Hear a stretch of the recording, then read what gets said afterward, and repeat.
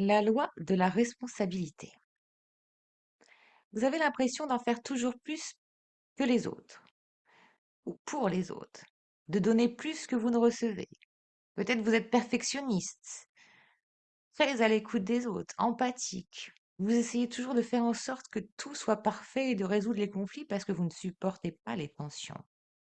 Vous êtes peut-être protecteur et vous taisez ou minimisez, voire banalisez l'attitude de certaines personnes qui pourtant vous blessent.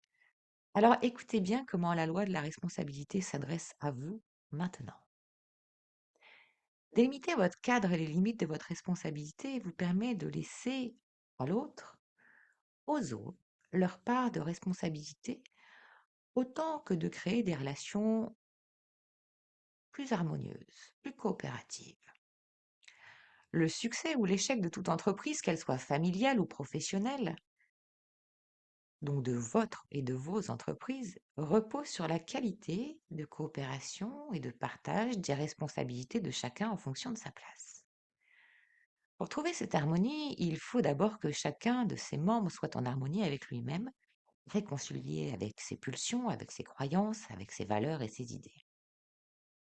Ce point d'équilibre est un vrai travail personnel, particulièrement pour les personnes hypersensibles qui ont naturellement tendance à s'oublier au profit des autres pour lesquels elles s'investissent trop, assumant souvent trop de charges, trop de responsabilités, au-delà de leurs fonctions, que ce soit avec les parents, avec les amis, avec les collaborateurs. Ceci est peut-être votre cas.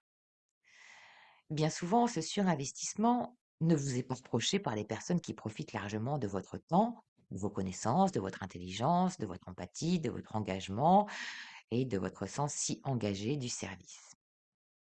Cette surcoopération crée une distorsion telle que une forme de dépendance affective qui vous pousse même peut-être à vouloir masquer, corriger et parfois même prendre en charge, voire payer les erreurs des autres.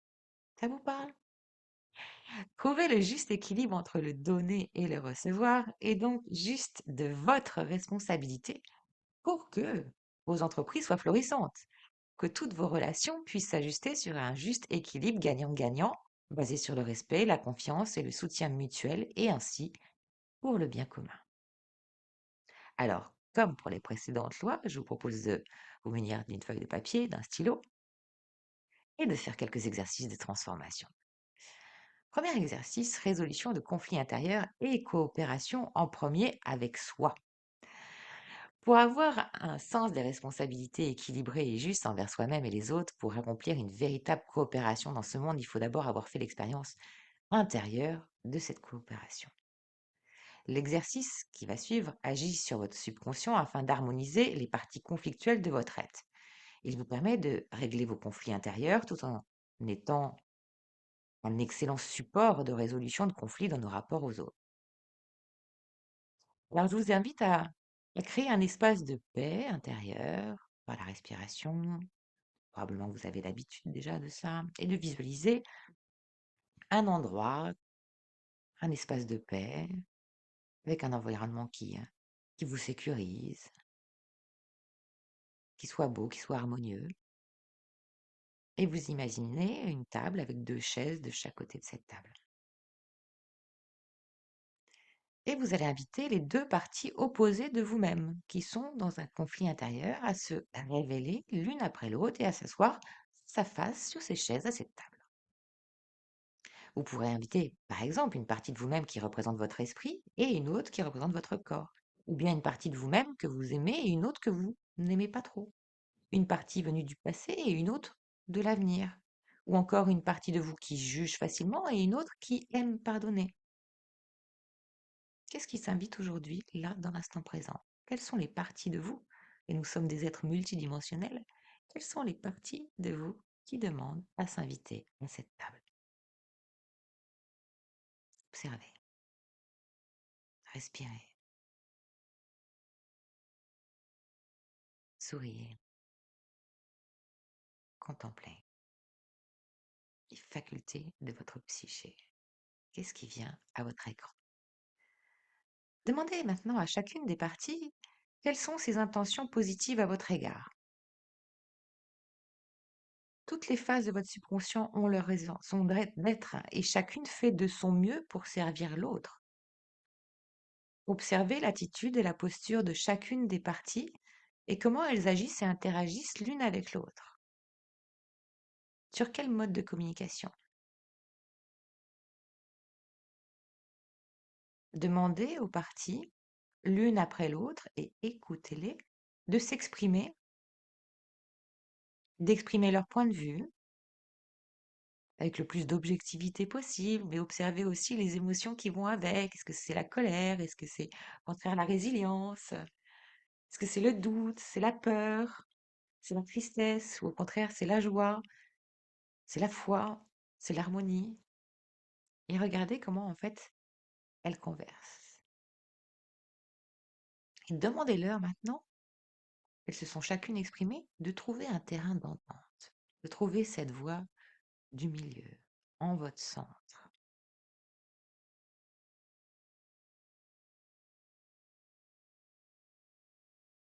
Laissez ces deux parties communier ensemble, se voir, s'écouter,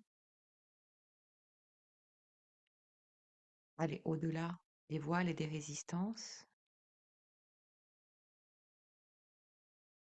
et laissez-les s'embrasser, parce qu'elles auront trouvé ce terrain d'entente, cette voie du milieu.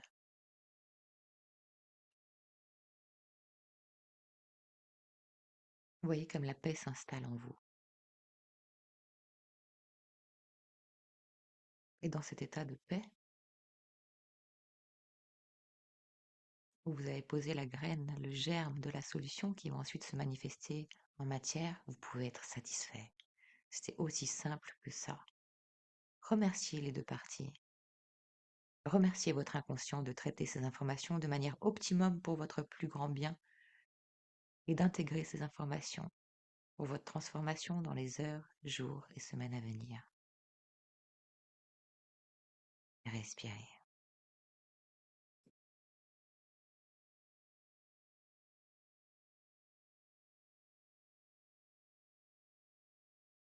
Maintenant, on va passer à un deuxième exercice. Développez votre sens des responsabilités équilibrées. Là encore, je vous invite à noter. Premièrement, vous allez lister les choses que vous ne faites pas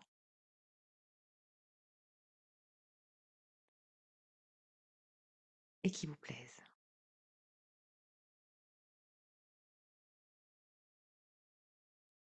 Vous allez lister les choses que vous faites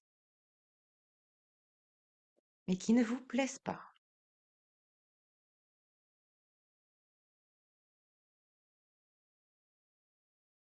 Et vous allez lister les choses que vous faites et qui vous plaisent.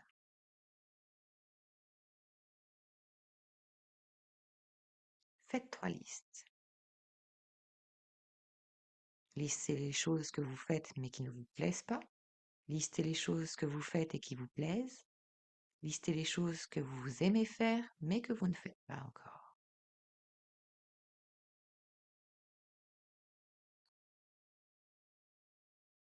Et parmi ces listes, surlignez de couleur ou au marqueur celles que vous faites pour vous-même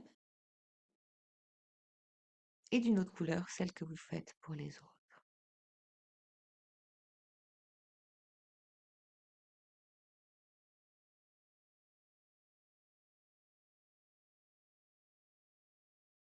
Et constatez. Faites votre propre analyse. Là encore, prenez le temps.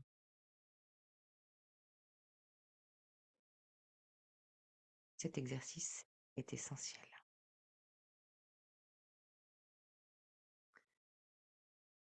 Troisièmement, vous arrive-t-il de vous sentir responsable de la vie des autres ou des erreurs commises par d'autres?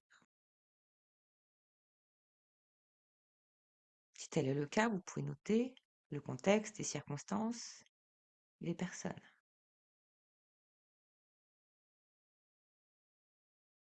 l'origine, le pourquoi et le comment.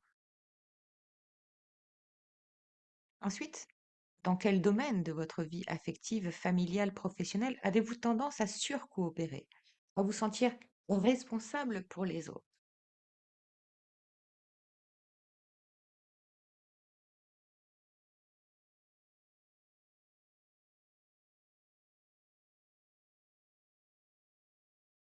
Et si vous n'y arriviez pas? Ce qui n'est pas irrémédiable. Et je vous rassure, c'est simplement votre inconscient qui fait de la résistance car il a été, encore une fois, programmé, éduqué, formaté pour donner plus que pour recevoir. Il y a donc un déséquilibre et votre enfant intérieur, il culpabilise et il a peur d'être grondé. Donc il en fait toujours plus. Votre inconscient n'envisage pas qu'il pourrait faire autrement et que ça serait mieux pour lui car c'est ce qu'il a connu. Et il ne sait pas faire avec de la nouveauté si vous ne lui dites pas qu'à partir de maintenant, ça sera comme ça. Soyez un bon père, une bonne mère pour vous. Donc ce déséquilibre auquel votre inconscient s'accroche en drainant vos énergies vitales a plusieurs origines. Les traumatismes de votre enfance, aussi les blocages transgénérationnels, les blocages karmiques et les déséquilibres de vos polarités masculines et féminines.